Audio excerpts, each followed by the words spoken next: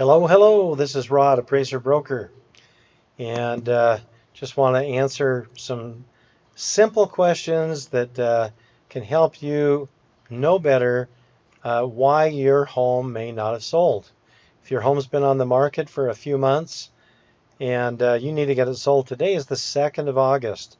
If your home is not under contract, if you've got it for sale and it's not under contract, if it's a family size home, you really need it under contract to get it sold. And at this point in the summer, you may need to lower the price.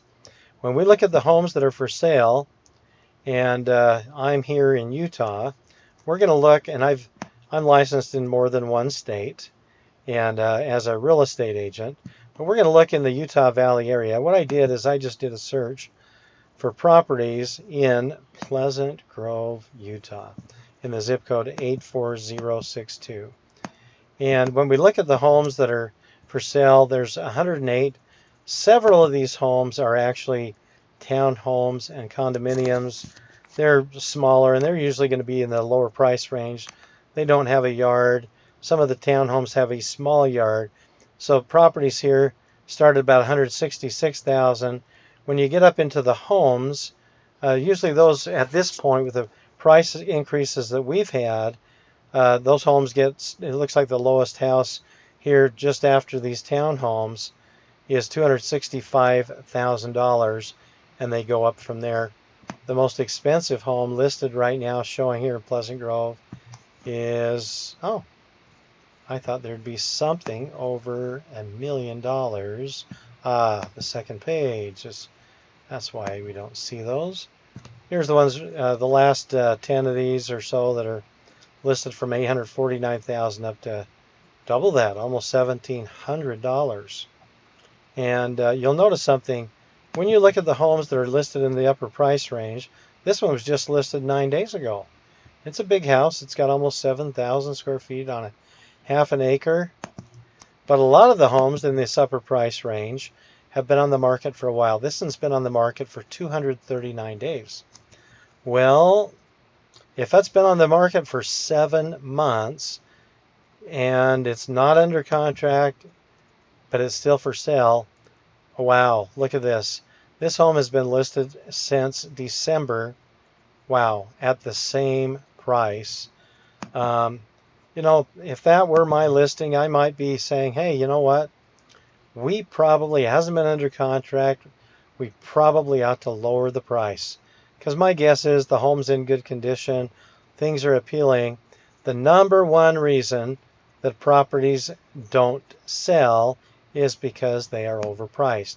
And if that's been on the market for 7 months, I would dare say, hey, that property is probably overpriced and needs to have the price lowered, unless it's not being marketed properly. And I would guess that that agent is marketing the property in a good manner, but maybe the price needs to be lowered unless there's repairs that need to be made. Usually on these bigger homes, repairs have already been made. The homes are in good condition.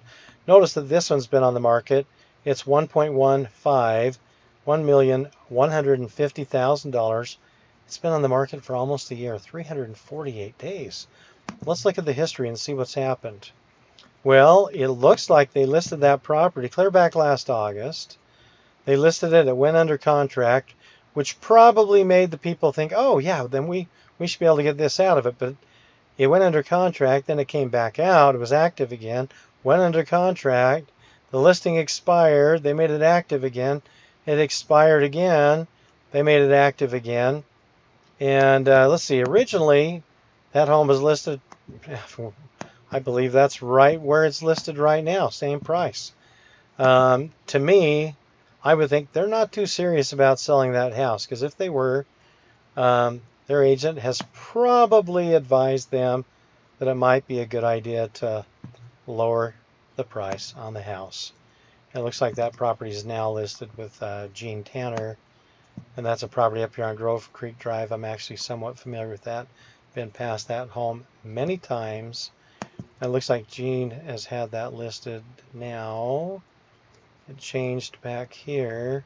Summit Realty back on, wow, that was clear last last year. Huh.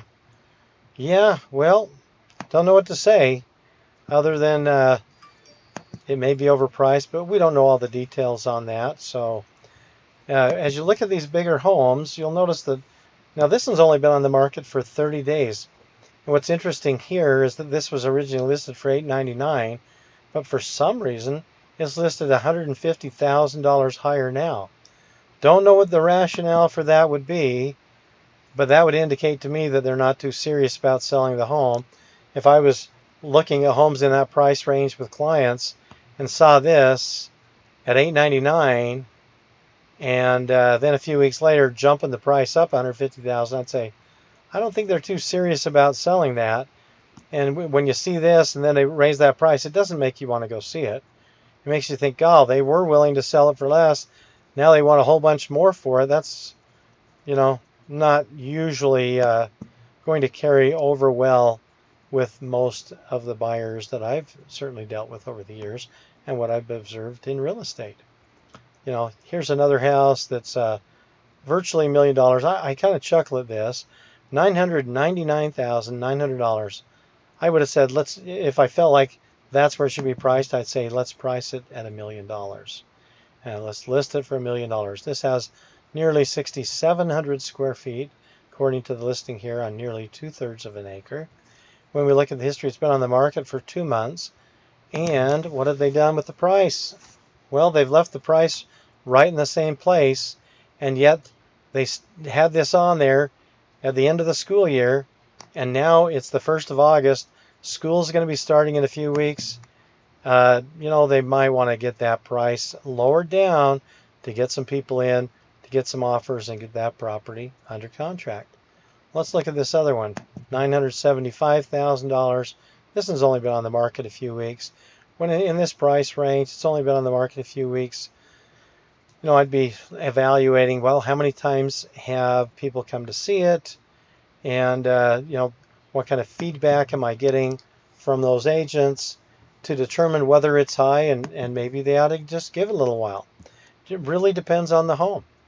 And when you jump over here to the lower priced homes, we're going to jump back to this first page. Notice we've got a lot of homes in this $200,000 range. Those are mostly townhomes and condominiums. And when you get up to these homes that are, say, $350,000, real typical on people that are buying a home for their family. It may be their first, or it may even be their second home. Here's a tri-level. This is funny. It was listed for $249,000, then they jumped the price up $100,000. And the reason I think that's funny is because for whatever reason, some kind of an error was probably made listing it at $249,900. And that was made, and then looks like the very first day they immediately raised the price up $100,000, which is reasonable because a home like that is definitely going to be over $300,000 if it's in reasonable condition here in the Pleasant Grove area and at this point in time. Anyhow, different reasons why your home may not sell or may not be under contract, may not be sold. You may have a landscape that maybe your landscape's a little bit dead looking. Maybe you've got weeds growing that are not appealing, things that you could clean up that'll get people in the house. And maybe there are some bright orange colored and green colored walls inside or something that might be unappealing to the buyers that are coming. Maybe they notice a bunch of repairs that need to be done. But the number one reason is going to be price. It's overpriced. Number two is that there's going to be some things that are unappealing. Some of those things don't necessarily constitute repairs, but maybe some things that could change the appeal of the property. And if you've done those and you've made repairs, you've tried to get things that are unappealing, make them more appealing, then you probably need to lower the price and or get your home marketed properly. So, I own PleasantGroveHomes.com. If someone's looking for a home in Pleasant Grove and I put a sign out front that says PleasantGroveHomes.com, people remember that, and it helps me get people more out of their property. I've spent a lot of money on the domain names I own to help people get more out of their property, and I make sure that those are fully exposed on the MLS. I'll mail out cards that show that the home is for sale. Sometimes I'll mail out over 1,000 cards, other times a few hundred, depending on the price range, the neighborhood, and what I think is needed. And I'll spend that money out of my funds, which means I've got to get paid at the end to put that money back in the bank. And anyhow, this is Rod, Appraiser Broker. Hope this has been helpful to you. Have a wonderful day.